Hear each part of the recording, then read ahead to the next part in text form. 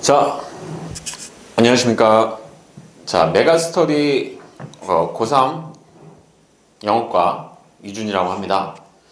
자, 오늘은 간단하게 우리 윈터스쿨 학생들을 두고, 특히 고3 학생들이요, 어떤 식으로 이제 수능 영어, 입시 영어를 자신이 공부해야 될지, 작년과 현재 이제 입시 제도가 특히 수능 영역이 변화가 일어났거든요.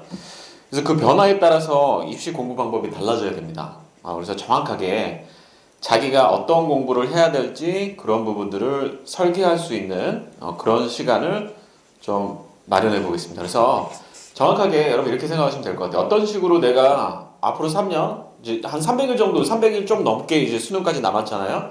수능 영어를 도대체 어떻게 대비해야 하는가, 그거를 좀 말씀을 드리겠습니다. 잠시만요. 준비를 가지고 와서.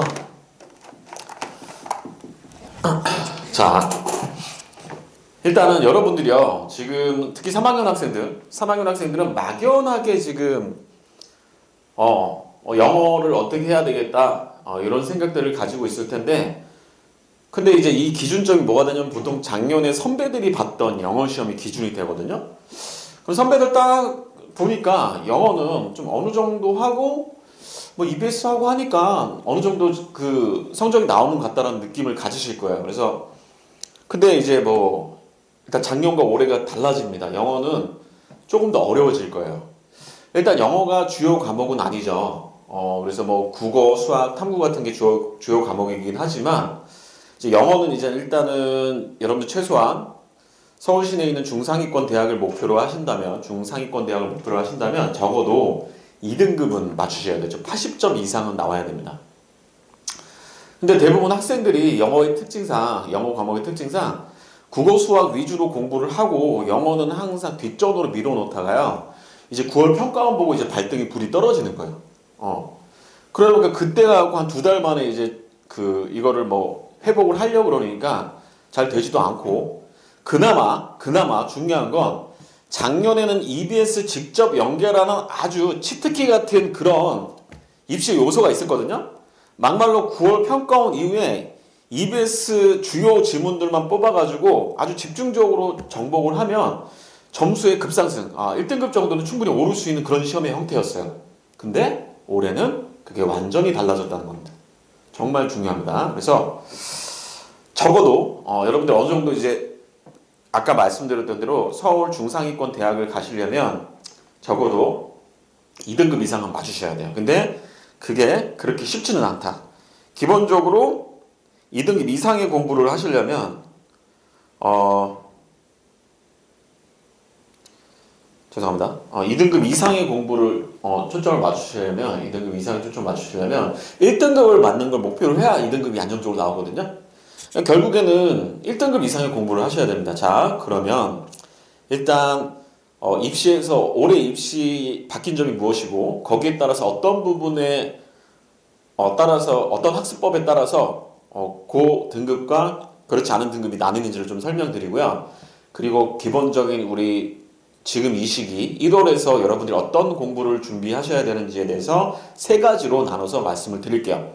첫 번째, 자, 올해 입시에서 바뀐 거는 일단 볼게요. 뭐가 바뀌냐면 제일 중요한 게 요겁니다. 제일 중요한 게 뭐냐면 EBS의 제일 중요한 건 직접 연계의 폐지입니다.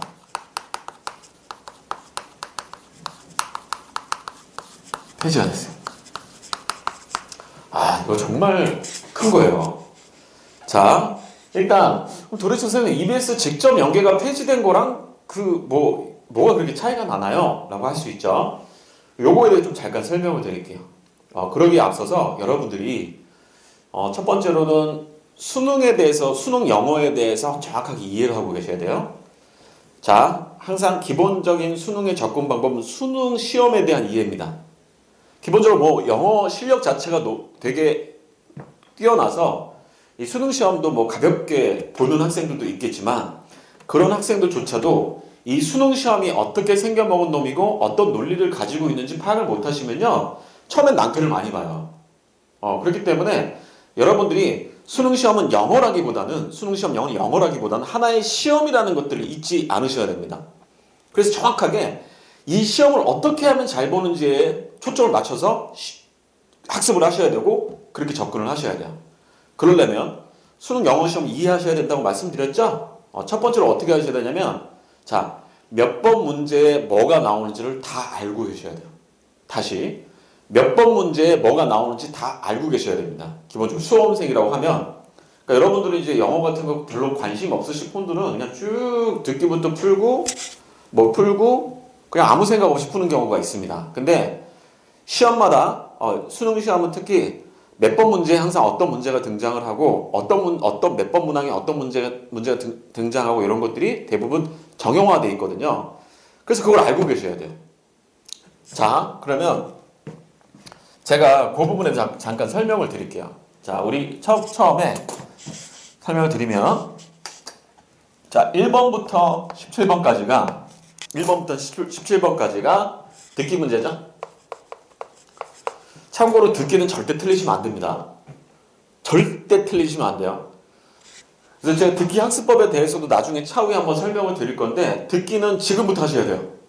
뭐 다른 거는 벼락치기로 문제를 많이 풀면 맞출 수 있는데 듣기는 그게 아니거든요. 그래서 듣기는 평소에 꼼꼼히 하셔야 되고 그게 아니신 분들은 제가 듣기 나중에 학습법도 설명해주면 잘 적으시고 그리고 거기에 따라 이제 훈련을 하셔야 되고요. 아니신 분들은 만약에 잘 모르겠으면 저한테 와서 질문하셔야 돼요. 듣기는 그럼 내가 듣기를 해야 될지 말아야 될지 듣기를 매일 꾸준히 집중적으로 본격적으로 파야 될지 말아야 될지는 듣기를 내가 예를 들어서 평소 모의고사 볼 때 2개 또는 3개 이상을 꼭 틀린다 하는 학생들은 듣기부터 하셔야 돼요. 아셨죠? 그래서 듣기를 좀 중요하게 생각하셔야 되죠. 1번부터 17번까지가 듣기 문항이고 자 18번에는 무슨 문항이 있냐면 18번 뭐죠? 18번은 그래 목적이죠. 그래서 편지지처럼 쭉 써 있어가지고 그런 거잖아. 뭐 평소에 당신의 뭐 보여준 뭐 친절에 감사하고 뭐 어쩌고저쩌고 블라블라 나온 다음에 근데 저한테 왜 그러셨어요? 뭐 이런 식으로 다음 글이 글의 목적으로 알맞은 것은 하면서 뭐 부탁을 하려고 컴플레인 불평을 하려고 항의를 하려고 뭐 이런 식으로 나오는 글들. 참고로 이 문항은 여러분 틀리진 않습니다. 그죠? 그 다음 문항도 쉬운 문항이죠. 19번이 필자의 신경 문항입니다. 신경. 필자의 신경으로 알맞은 것은 또는 심경 변화로 알맞은 것은 해서 뭐 슬픈지 기쁜지 두려운지 두려웠다가 뭐 안도를 했는지 그죠? 뭐 기뻤다가 짜증이 났는지 이런 것들을 물어보는 게 신경 문제죠. 이것도 마찬가지로 여러분들 잘 틀리진 않습니다. 자, 그 다음 문제가 20번 문제가 보통 주장이 등장하고요. 필자의 주장으로 알맞은 것은 그리고 21번 문항이 밑줄 의미, 함축 의미 추론 있죠? 밑줄 의미 문제가 나옵니다. 특히 이 밑줄 의미 같은 문제는 여러분들이 많이 어려워하는 유형 중에 하나입니다. 그리고 22번 문항이 그래 요지 문항이고요. 그래 요지 문항이고, 그죠? 그러니까 이런 거 알고 계셔야 돼요, 여러분. 이게 선생님 이게 뭐가 중요한데 알고 계셔야 됩니다. 자, 그 다음에 23번 문항이 뭐냐면요. 23번이 주제, 그래 주제고요. 그죠? 그리고 24번이 제목입니다. 그죠? 그리고 25번이 도표 문제고 자, 26번부터 28번까지가 내용 일치 문제거든요. 그래서 26번이 보통 내용 불일치 문제로 일치 불일치에서 내용 불일치 문제로 얘네들은 보통 이야기 형식의 글들이 나오죠. 그래서 뭐 이준이 몇 년도에 태어나고 몇 년도에 메가스터디 강사가 돼서 뭐 대학을 졸업하고 사업을 펼치고 뭐 이런 얘기가 쭉 이끌어 나가는 형태의 스토리텔링 형식의 내용 불일치 문제가 나옵니다. 뭐 여기까지는 크게 어렵지 않죠. 그래서 27번부터 28번까지가 마찬가지로 내용 일치 불일치인데 내용 일치 불일치 문제인데 얘네들은 보통 실용문의 형태로 들어가 있죠. 그죠? 실용문의 형태로 들어가 있는 내용 일치 불일치 문제가 등장을 합니다. 그리고 그 다음부터 여기다 쓸게요. 그 다음에 29번 문제가 이제 어법 문제가 되겠고요. 그죠? 30번 문제가 어휘 추론 문제입니다. 어휘 추론 문제. 그리고 31번부터 34번까지가 빈칸 추론이고요. 그죠? 그러니까 그러니까 여기 29번부터는 여러분들 이제 마의 영역이죠. 솔직히 말씀드려서 여기 있는 것들은 여러분들 어느 정도 다 대부분 맞춥니다. 시간이 주어지면 대부분 맞추는 문제들이고, 여기 이제 29번부터 40번까지 쫙 펼쳤었을 때 이쪽 딱 펼치고 두 번째 장, 이 두 장, 두 면이, 그죠? 마의 영역에서 여기서 몇 문제 정도 맞추고 틀리냐에 따라서 등급의 당락이 좌우되거든요. 그래서 계속 가볼게요. 31번, 33번 빈칸 추론 문제고, 그리고 35번 문제가 흐름 무감 문제입니다. 흐름 무감. 그리고 36번부터 37번까지가 글의 순서 문제고요. 그죠? 글의 순서 문제고, 그리고 38번부터 39번까지가 문장 삽입 문제입니다.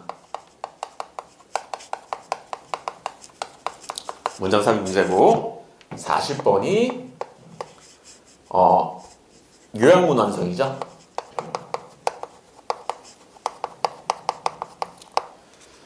그 후에 이제 41번부터 42번까지가 장문인데, 보통 두 단락 장문과 진짜 긴 세 단락 장문이 있습니다. 그죠? 세 단락 장문.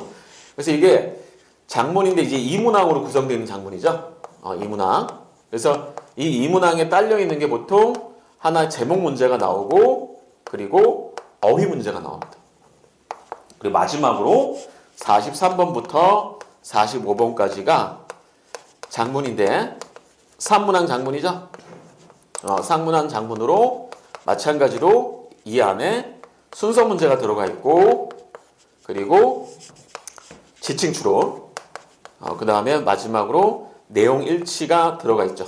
정확하게 내용 불일치가 들어가 있습니다.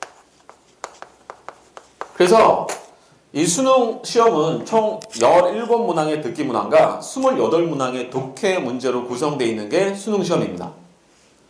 자, 그래서 아까 우리가 말씀드렸던 현실적인 2등급 이상을 목표로 합니다. 물론 1등급을 목표로 하는 학생도 있겠죠. 그죠?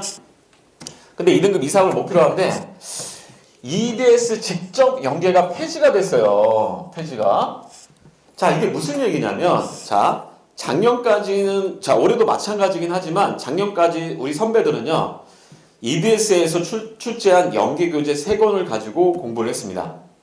그 연계교재 3권에서, 즉 수능특강, 독해연습, 수능완성이라는 대략 전체적으로 거기서 우리가 문제 출제 가능한 문제들 한 650지문 정도 됩니다. 그래서 예전에 EBS가 한 이 3권, 연계교재 3권에서요,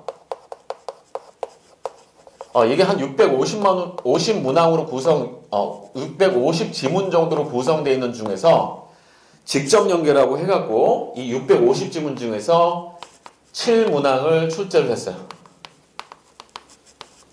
7문항을 출제를 했습니다. 즉 무슨 얘기냐면 마치 우리 내신 시험처럼 이 3가지 교재에서 나왔던 지문을 가지고 근데 지금 똑같은 지문을 사용해서 다른 유형의 문제로 직접 연계로 출제를 했다는 거예요. 자, 어디서 출제를 했냐면요, 주로 어디서 정해져 있었어요. 그죠? 어디서 출제를 했냐면, 자, 어법에서 한 문항을 출제했고요. 어법에서 한 문항을 출제했고, 어휘 추론에서 한 문항을 출제했고요. 그리고 빈칸 추론에서 2문항을 출제했습니다. 흐름 무관에서 한 문항을 출제했고요. 그리고 글의 순서에서 한 문항을 출제했고, 그리고 마지막으로 문장 삽입에서 한 문항, 총 7문항을 출제를 했습니다. 근데 자, 이게 정말로 큽니다. 무슨 얘기냐면 요 7문항이요. 요 7문항이 학생들이 가장 어려워하는 유형들 중에 하나라는 거예요. 특히 어법, 어휘, 빈칸, 순서, 삽입 같은 경우에는 1등급 학생들도 틀리거나 맞는 이제 고난이도 유형에 들어가거든요. 그리고 이 문항들은 기본적으로 시간이 많이 걸려요. 시간이 많이 걸립니다. 보통 우리가 28문항으로 이루어진 독해 문항, 이걸 풀 때 학생들 물어보면, 선생님, 28문항인데 보통 그럼 한 문항당 몇 분 정도 쓰면 돼요? 라고 물어봅니다. 그러면 28문항을 듣기를 제외한 약 40분 좀 넘는 시간으로 나눠버리면 몇 분 정도가 나오냐면, 한 문항 푸는 당 1분 30초라는 계산이 떨어져요. 근데 여러분, 그 1분 30초라는 게 평균적으로 나눴을 때 1분 30초죠? 자, 자, 실제로 난이도에 따라서는 그것보다 훨씬 더 빨리 풀어야 되는 문항들이 있고, 아니면 그 문항들보다 1분 30초보다 더 들어가는 문항들이 있어요. 근데 여기서 제가 말씀드린 특히 이 문항들, 빈칸이나 순서나 삽입 또는 어법, 어휘 이런 문항들은요, 기본적으로 1분 30초가 넘어가도 됩니다. 즉 얘네들은 기본적으로 시간이 많이 걸리는 문제예요. 많이 걸리는 문제. 무슨 말인지 알겠어? 얘네들은 1분 30초가 아니야 얘들아. 2분 또는 그 이상이 들어가도 상관이 없는 문항이라고. 그만큼 어려운 문항이고 잘 풀어야 되는 문항이야. 근데 작년 선배들은 EBS 650지문 중에서 7문항이 그대로 출제가 됐어. 선생님 650문항을 그러면 달달달달 외우고 들어가면 맞출 수 있겠네요? 맞출 수 있죠. 근데 이걸 어떻게 다 외우죠? 자, 이제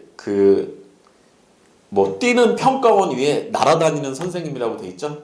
그래서 평가원에서 아무리 뭘 해도 선생님들은 어떻게든 답을 여러분들한테 시간을 절약해주면서 답을 맞추게끔 합니다. 그래서 어느 정도 이제 실력이 어느 정도 선에 올라와 있는 선생님들은요, 이 연계지문 650지문이지만 이걸 압축 축약해가지고 평가원 출제자의 입장에서 낼 만한 문제들을 솎아버립니다. 그럼 저 같은 경우에도 650지문 중에서 한 150지문 정도 솎아내가지고요, 아이들한테 하면 한 6문항은 보통 출제가 돼요.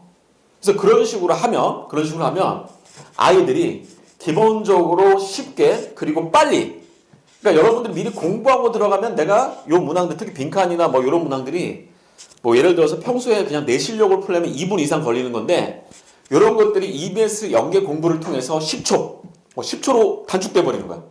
딱 보고 이거 답이 이건데? 이런 식으로. 그래서 과거에 이제 작년까지 EBS 직접 연계하에서는 그런 학습이 되게 중요했습니다. 즉, EBS 연계 공부를 통해서 시간 절약을 할 수 있고요. 그리고 이 고난이도 문제를 맞출 수 있다는 거예요. 이 고난이도 문제는 실제 문제를 풀었을 때 시간도 많이 걸리고, 그리고 틀릴 가능성도 높은 지문입니다. 연계가 아니면 보통 얘네들 수준 비연계라고 해서 풀리면 애들이 많이 틀려요. 근데 연계이기 때문에 맞추는 문항들이거든요, 얘네들이. 그러다 보니, 자, 뭐라고요?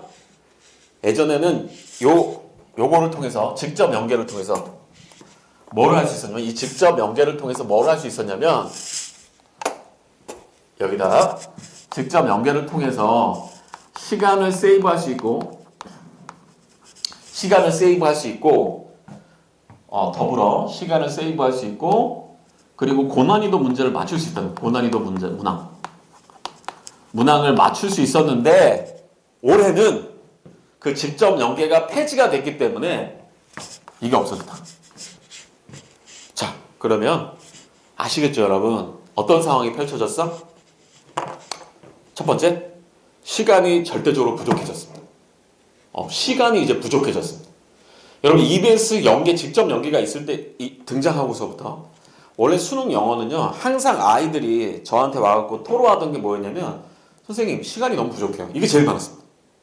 이게 가장 많은 아이들이 호소하는 그런 수능 영어의 어려움 중에 하나였습니다. 선생님, 시간을 많이 주면 제가 충분히 점수가 나오는데, 시간이 없으니까 항상 모자라요. 몇 문제 못 풀어요. 그죠? 이런 게 있어요.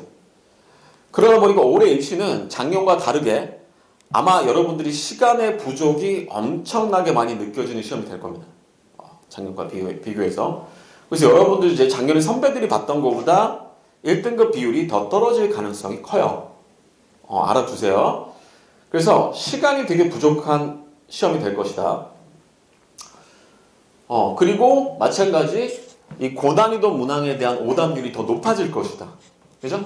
예전에 얘네들은 여러분들 그냥 속된 말로 포인트만 딱딱딱 짚어가지고 주제 정리한 다음에 이해한 다음에 글의 흐름 파악하고 그거 머릿속에 우겨 넣은 다음에 들어가면 시험장에 나오면 바로 풀었거든요. 근데 이제 그게 없어졌어. 그러면 이 문항들에서 이 고난이도 문항에서 예전에는 EBS 연계를 충분하게 하면 점수를 획득할 수 있는 문제가 이제 나한테 이제 어려움이 되는 문항이 돼버립니다. 그래서 올해 입시는 작년 수능보다 훨씬 더 어려워지는 시험이 될 가능성, 공산이 상당히 큽니다.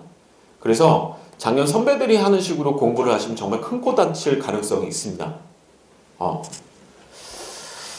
자, 그래서 일단 그 말씀을 드리고 싶고요. 그 말씀을 드리고 싶고, 가장 큰 입시의 변화, EBS 직접 연계의 폐지입니다. 그러면 거기에 따라서 일단 우리가 어떤 식으로 공부를 해야 되느냐, 그걸 좀 말씀을 드릴게요. 어떤 식으로 공부를 해야 되느냐. 자, 직접 연계가 폐지가 됐고요. 그죠? 요게 이제 폐지가 됐습니다. 폐지 주면 안 되잖아? 농담이야? 그죠? 폐지 주는 분들을 뭐라고 하는 건 아닙니다. 오해하지 마시고. 자, 그래서 제가 지우지 않은 이유가 있습니다. 일단 기본적으로 여러분, 우리가 이거 왜 안 지웠냐면, 우리가 절대평가잖아요. 절대평가에서 기본 전략은요, 즉 수능 영어의 기본 전략은 쉬운 유형부터예요. 다른 데로 쓸게요. 쉬운 유형부터 정복을 하셔야 돼요. 반드시 쉬운 유형.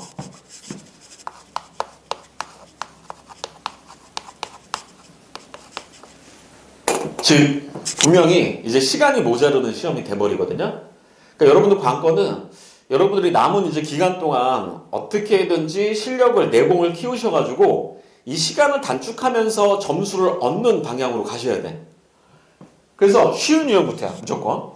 기본 전략은 쉬운 유형부터 확실히 맞추기입니다. 확실히 맞추기.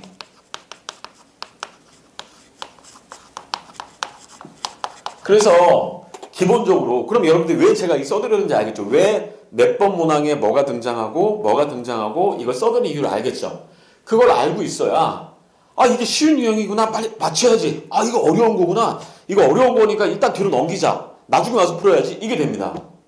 여러분들이 보통 어려운 유형 같은 경우에는 3점짜리 배점이 되기 때문에 이걸 반드시 풀어야 된다고 생각하시는데 아니에요. 반드시 쉬운 유형부터 먼저 푸셔야 돼요. 그러다가 마지막에 어려운 것들을 되도록 뒤로 밀어놓은 다음에 쉬운 유형부터 정확하게 하는 연습들을 하셔야 됩니다. 그래야 등급이 나와요. 그래서 만약에 최악의 경우에 어려운 유형들을 하나도 못 풀었다. 근데 쉬운 유형은 다 풀었어. 그러면 시간이 모자라. 그럼 어떻게 하면 돼? 어려운 유형들을 다 찍으셔야 돼. 최악은 뭐냐면, 최악은 이거를 순서대로 쭉 풀어가지고 이제 마지막에 요 41번부터 45번까지가 시간이 부족해갖고 못 푸는 경우가 최악의 문제풀이 방법이에요. 최악의 문제풀이 방법입니다.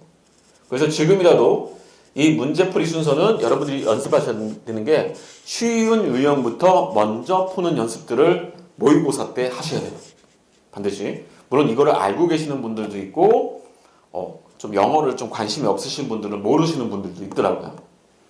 그래서 그러면 이제 유형들이 어떤 게 쉽고 어떤 게 어려운지 좀 알고 계셔야 되겠죠? 그래서 제가 한번 표시를 해볼게요. 자, 노란색으로 중간 난이도를 표시를 하고 쉬운 유형들은 이제 요걸로 놔둘게요. 하얀색으로 놔두고, 그리고 고난이도 유형은 빨간색으로 표시를 하겠습니다. 자, 내려가 볼게요. 듣기 빼고, 자, 목적 쉬운 유형, 심경 쉬운 유형, 주장 요지 쉬운 유형입니다. 밑줄 의미는 냉정하게 얘기해서 고난이도 문제는 아니에요.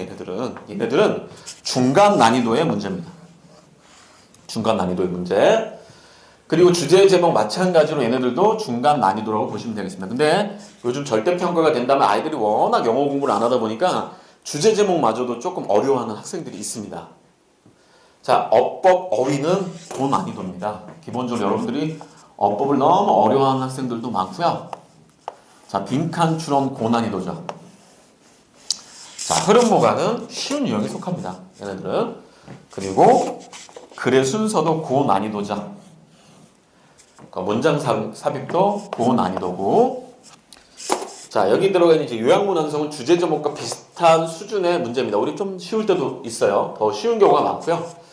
장문에서 두 가지 문항이 나오는데 이제 제목 문제는 보통 쉬운데 여러분들 어휘 문제는 조금 어려워합니다.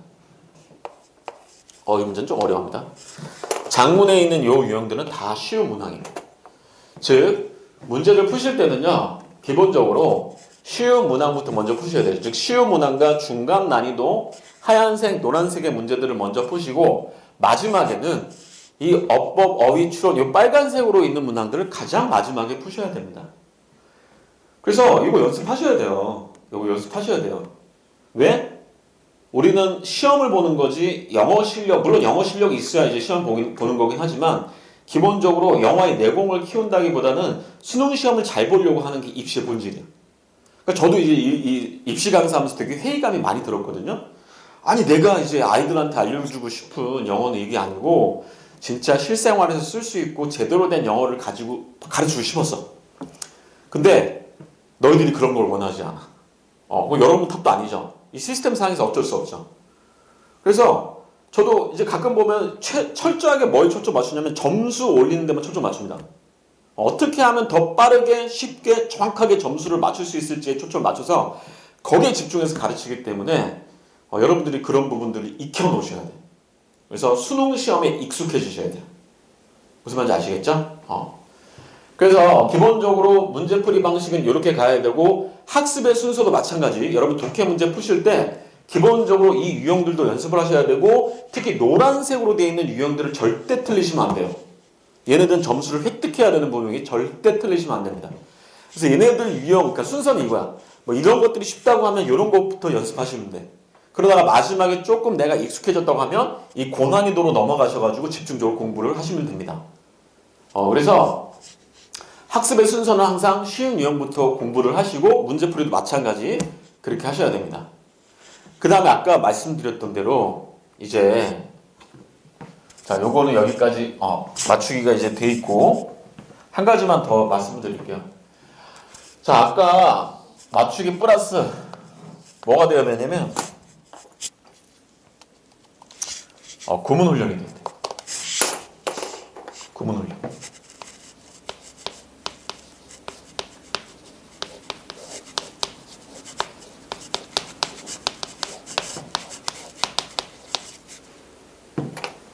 자, 말씀드렸죠? 이제 절대적으로 EBS 연계가 사라지면서 구문 해석 능력이 중요해졌어요.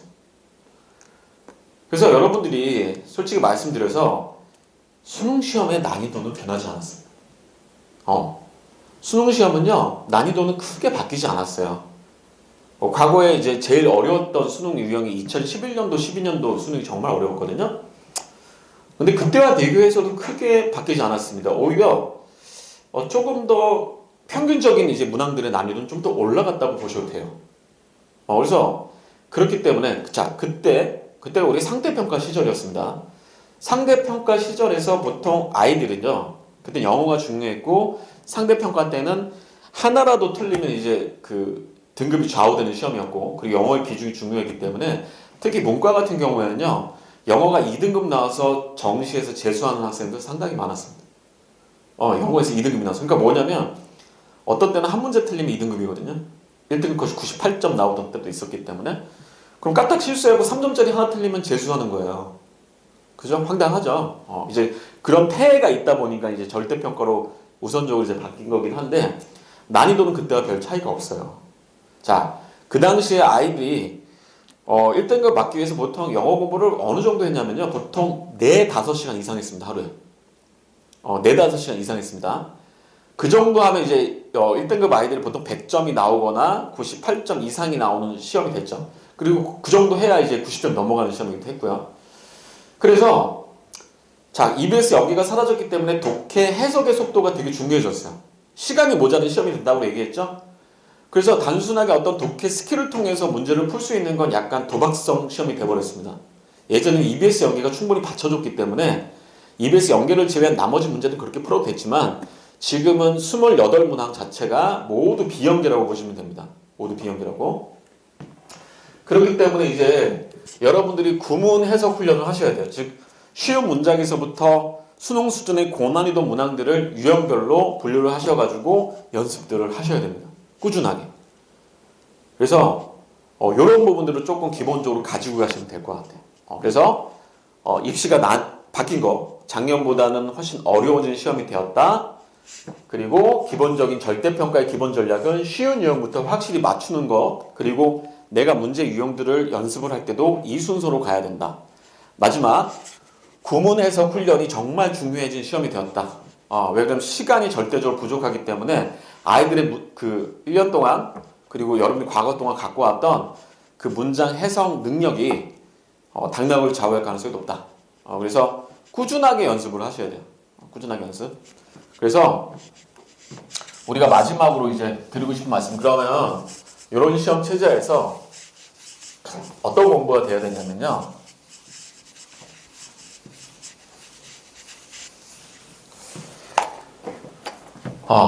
그러니까 여러분 뭐 뻔한 얘기지만 영어는 습관화가 돼야 돼요. 습관화.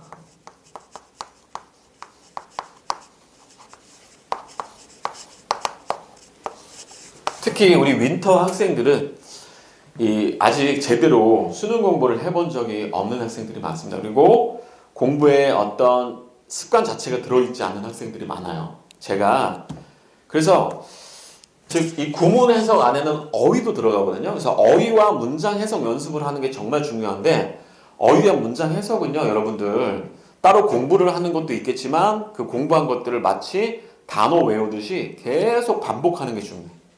다시 뭐라고? 그러니까 요거 이 유형 연습은 얘들아, 유형 연습은 이 두 가지로 나누는 겁니다. 습관화가 뭐냐면 우리의 독해 유형 연습이 있고요.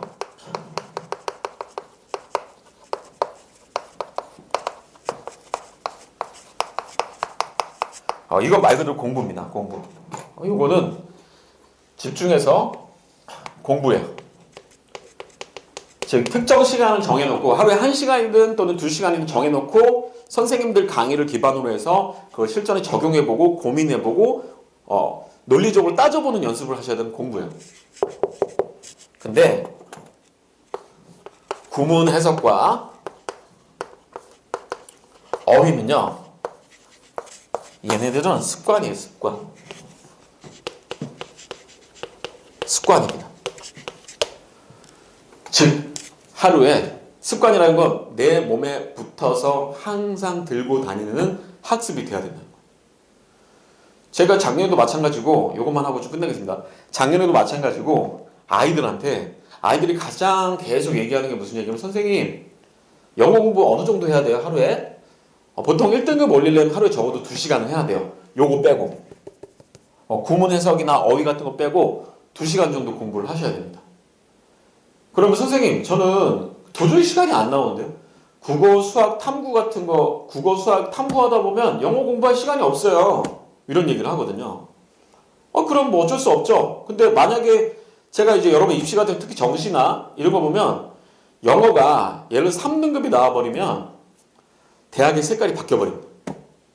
실제로 저희 이제 학생들도 이런 경우가 있어요. 이번에도 마찬가지로 다른 거 다 1등급이야.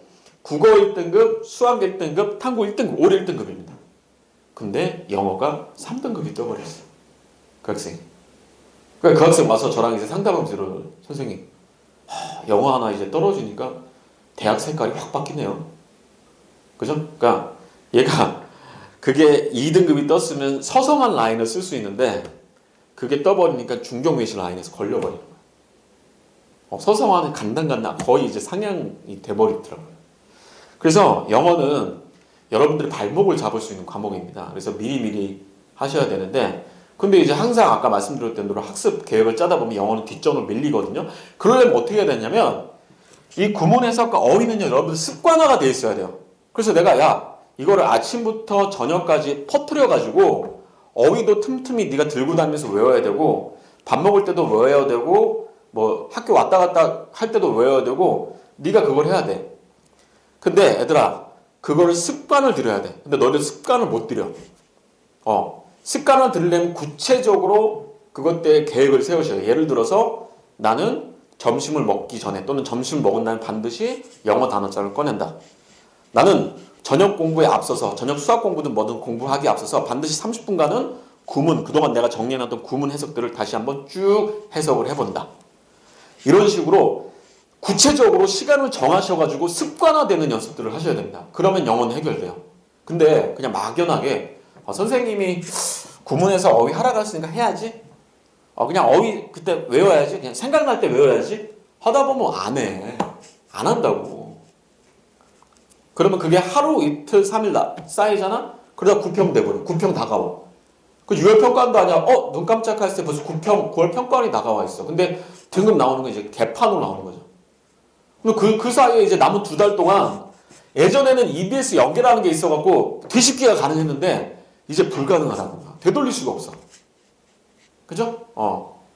그래서 영어가 작년과 다르게 큰 변화가 있다는 사실 잊지 마시고 작년 선배들이 생각하듯이 우습게 보시면 정말 큰일 납니다.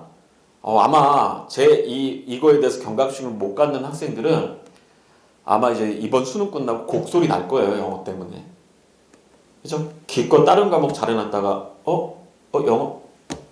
설마? 뭐 이런 식으로. 아셨죠? 그래서 이런 식으로 이 기본 개념을 가지고 가시면서 저랑 또 우리 학생들은 메가스터디 이제 송파 메가스터디 있는 학생들은 저와 이제 심층적으로 상담을 하시면 될 것 같고 아시겠죠? 그래서 잘 전략을 짜가지고 우리 이번 코로나로 지금 어수선 시기이긴 하지만 마찬가지로 다시 한번 말씀드리지만 조건은 똑같아요.